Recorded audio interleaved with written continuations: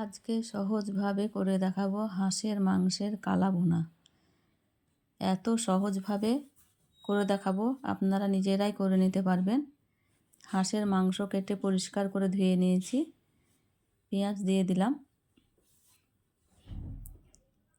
বড় চামচের 1 চামচ লবণ, 1 চামচ হলুদ, 1 চামচ জিরে গুঁড়ো, 1 চামচ লঙ্কা গুঁড়ো, আদা রসুনের পেস্ট 2 চামচ, কাঁচা লঙ্কা 4-5টি, ওপর দিয়ে সরিষার তেল দিয়ে ভালোভাবে মাংসটা ম্যারিনেট করে নেব।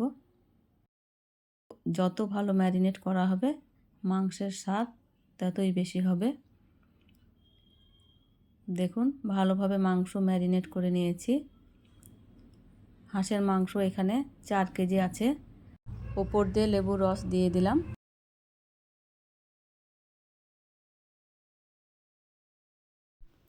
আরও কিছুক্ষণ মাখিয়ে নেব ভালোভাবে।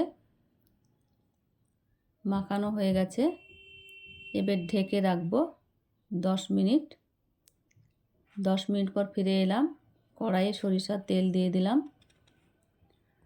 ওই তেলেই তেজপাতা, এলাচ, দারচিনি, শুকনো লঙ্কা ফোড়ন দিয়ে দিলাম।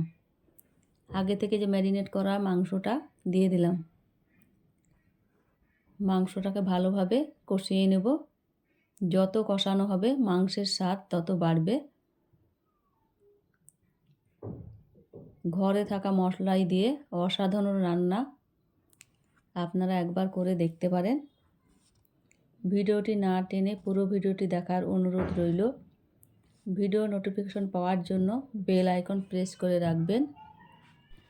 মাংস কষানো হয়ে গেছে, জল দিয়ে 15 মিনিট ঢেকে রেখেছি। ঢেকে রেখে রান্না করে নিয়েছি। 15 মিনিট রান্না করার পর ঢাকনাটা তুলে নিয়েছি। রান্নাটা কত সুন্দর হয়েছে। আপনারা বাড়ির মশলা দিয়ে এভাবে হাঁসের মাংসের কালা ভুনা করে নিতে পারেন। দারুণ হয়েছে।